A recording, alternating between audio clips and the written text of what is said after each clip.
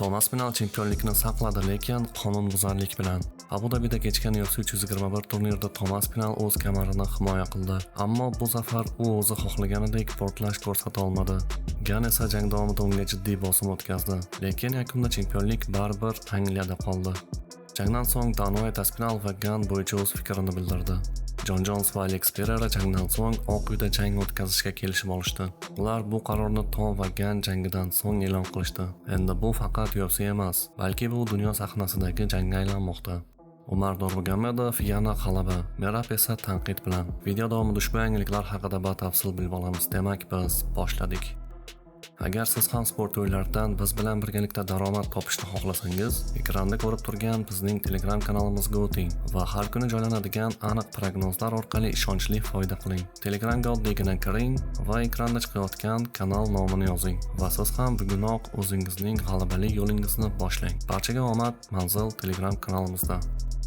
Kutilgan super jang. Barchaning nigohi shu bahsda edi, ammo jang ko'p davom etmadi. Birinchi raundning so'nggi daqiqalarida Cyril Gane tasodifan Aspinallning ko'ziga zarba berdi. Birinchi raunddayoq fransuz chempionga oyoqda taslim bo'lmasligini, burnini sindirib, raqibining kurashni yerga tushirishiga bo'lgan bir necha urinishlarini to'xtatib qo'ydi. Biroq tanaffusga 1 daqiqa qolganida o'z muvaffaqiyatdan to'lqinlanib qolgan Cyril Gane britaniyalikning tanasiga kuchli zarba yo'lladi va darhol ochiq kafti bilan qarshi chiqdi va Aspinallning ko'zini kuchli jarohatladi. Natijada chempion jangni davom ettira olmadi va kamarini saqlab qoldi, chunki ko'z jarohati tasodifiy deb e'lon qilindi. Bu voqea og'ir vazn divizionidagi tartibni biroz chalg'itdi. Tomas Pinal texnik va tezkor jangchi, Cyril Gane esa muvozanatli striker. Shu bois revansh haqida gaplar allaqachon yuribdi. UFC prezidenti Dan White ham jangni qayta tashkil etish ehtimoli borligini aytdi. Demak, og'ir vaznda hali ham keskinlik davom etadi. Dananing gaplari: Men ham hamma kabi his qilyapman. Ajoyib jang, yomon yakun. Jon Jones bilan jangdan so'ng ko'pchilik Cyril Gane'ni hisobdan chiqarib yuborishdi, lekin u bugun juda yaxshi ko'rindi. Bizni bir necha ajoyib raundlar va ajoyib jang kutayotgandek edi. Revansh bu bosh og'rig'i, lekin biz buni qilamiz. Ularning ikkalasi ham yaxshi formada. Ko'z muammosidan tashqari jiddiy jarohatlar yo'q. Shuning uchun imkon qadar tezroq tartibga keltiramiz. Men buni deyarli hech qachon qilmayman. Oldindan keyingi jang qanday bo'lishini aytmayman, ammo revansh aniq bo'ladi, deb va'da berdi Dan White. Yarim og'ir vazn toifasida ketma-ket raqiblarni yiqitayotgan Alex Pereira endi yangi marrani ko'zlamoqda. Jangdan keyin u kutilmagan bayonot bilan chiqdi. Kelinglar, og'ir vazn toifasini yana buyuk qilaylik. Bu divizionga endi haqiqiy janglar kerak. Bu chempionlik jangi, dedi Alex Pereira. Jon Jones javobni uzoq kuttirmadi. Twitterda qisqa ammo kuchli javob berdi. Jonsning gaplari: Alex, sening hurmat bilan qilgan chaqiruvingni qadrlayman, ammo esda tut, bu oson raqs emas. Men Oq uyda emas, butun dunyo ko'z o'ngida eng yuqori darajadagi jangni o'tkazishdan faxrlanaman. Agar sen tayyor bo'lsang, kel raqs tushamiz, dedi Jon Jones. Abu Dabidagi UFC 321 turniri bu kecha faqat jang emas. Bu Umar Nurmagomedov uchun sinov edi. U uzoq tanaffusdan so'ng oktagonga qaytdi.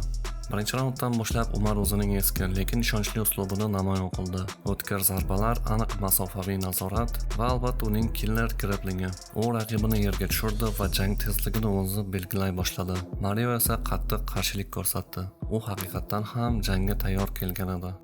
Raund boshida Batista kuchli zarba bilan Umarni yiqitdi. Shu lahza jang taqdirini o'zgartirgandek tuyuldi, ammo Umar bu safar o'zgacha edi.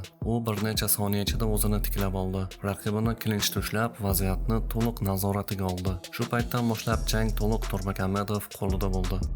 Umar jangning so'nggi raundida o'z ustunligini yanada oshirdi. Raqibini yerda ushlab, zarba bilan jazoladi. Oyoqda esa kombinatsiyalar bilan ustunligini isbotladi. 3 nafar hakam ham bir ovozdan 30-27 ball berishdi. Mutlaq g'alaba. Jangdan so'ng Merab Dvalishvili intervyusida shunday dedi: Umar yaxshi harakat qildi, lekin hali men kabi yuqori bosimli raqib bilan jang qilgani yo'q. Batista yaxshi, lekin u top 3 darajadagi emas. Agar u menga qaytmoqchi bo'lsa, bu safar yanada og'irroq qiladi, dedi Merab Dvalishvili. Xullas, bu sportda hech kim abadiy mag'lub emas. Umar Nurmagomedov o'z yo'lini topdi, o'zini qayta tikladi va endi u chempionlik sari yana yaqinlashmoqda. Ammo savol ochiq: Merab bilan revansh bo'ladimi? Va agar bo'lsa, bu safar kim g'olib chiqishi mumkin? O'z fikrlaringizni izohlarda yozib qoldiring. Sizning fikringiz biz uchun muhim. Video yoqqan bo'lsa like bosing, kanalga obuna bo'ling va eng muhimi janglarni biz bilan birgalikda tahlil qiling. Barchangizga omad, keyingi videolarda ko'rishguncha xayr.